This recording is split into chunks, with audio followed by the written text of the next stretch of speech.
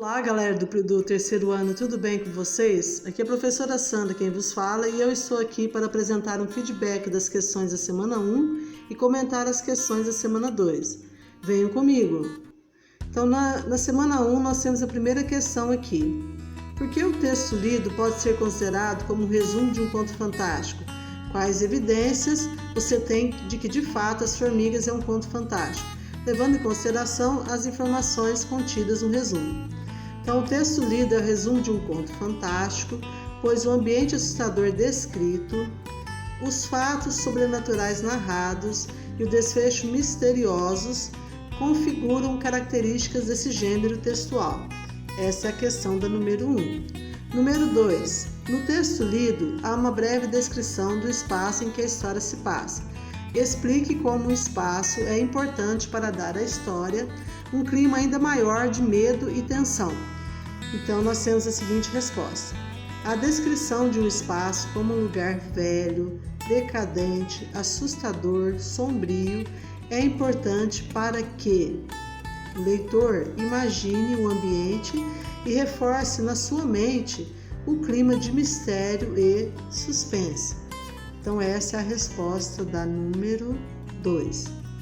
Número 3. Identifique na tirinha lida algumas características que também pertencem ao gênero conto fantástico. Então, nós temos aqui a seguinte resposta. O fato da história se passar durante a madrugada, personagem que aparece e some sem explicação, final inesperado e inexplicável, protagonista revela tensão, medo. Então, essa foi a resposta da número 3. Depois nós temos a 4.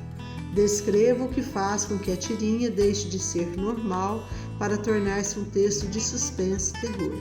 Então, as tirinhas normalmente têm um final que é irônico ou engraçado, mas nessa tirinha o final é sobrenatural, inexplicável, provoca tensão, medo, que são características próprias de um texto de suspense e terror, né? Então, aqui estão as respostas das questões da semana 1.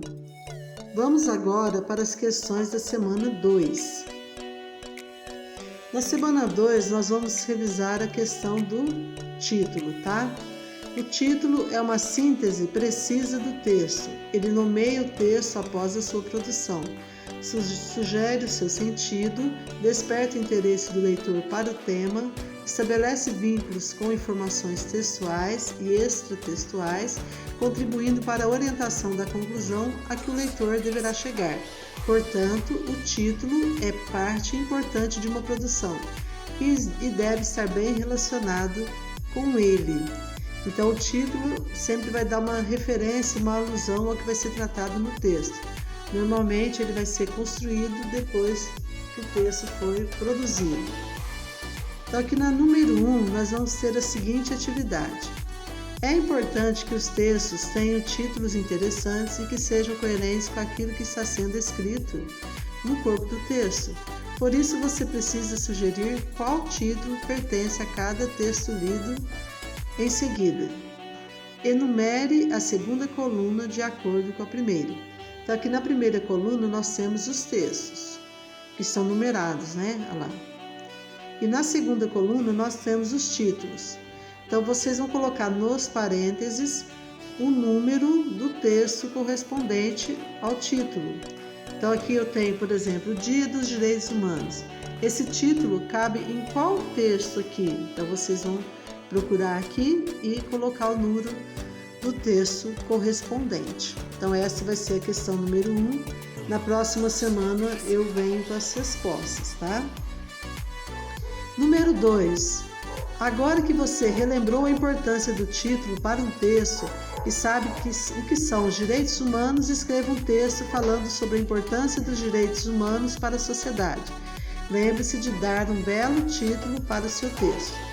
Então, pessoal, para ajudá-los a escrever esse texto, eu trouxe aqui algumas sugestões, tá?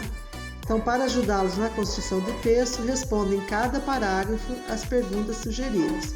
Então, vocês vão anotar essas questões no caderno de vocês e embaixo vocês vão responder cada questão num parágrafo. Terminou de responder, vocês vão colocar o título no texto. Combinado? Lembrando que o título não pode ser o tema do texto, ele vai ser uma referência ao que foi tratado no texto.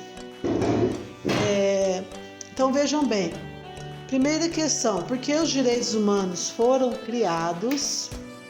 Aí vocês vão responder essa questão no primeiro parágrafo. Depois, quando foi criada a Declaração Universal dos Direitos Humanos e com que objetivo ou finalidade? Isso vocês vão responder no segundo parágrafo.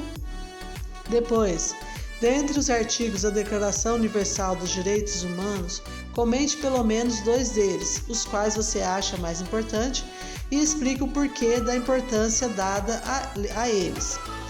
Essa terceira questão aqui pode ser desdobrada em 2 parágrafos, porque vocês vão comentar 2 artigos. Vocês têm que dizer o que diz o artigo e por que ele é importante para a sociedade. Então, pode desdobrar essa questão 3 em 2 parágrafos. E depois, no parágrafo conclusivo, vocês vão colocar: nos dias atuais, essa declaração ainda precisa existir? Na prática, esses direitos são garantidos? Então, nesse parágrafo conclusivo, vocês vão responder a esta questão. Então, pessoal, essas foram as orientações, né, da semana 2. Na próxima semana eu trago o feedback dessas questões e vou comentar as questões da semana 3. Então, boa semana, bons estudos e fiquem todos com Deus. Um abraço e até o próximo vídeo.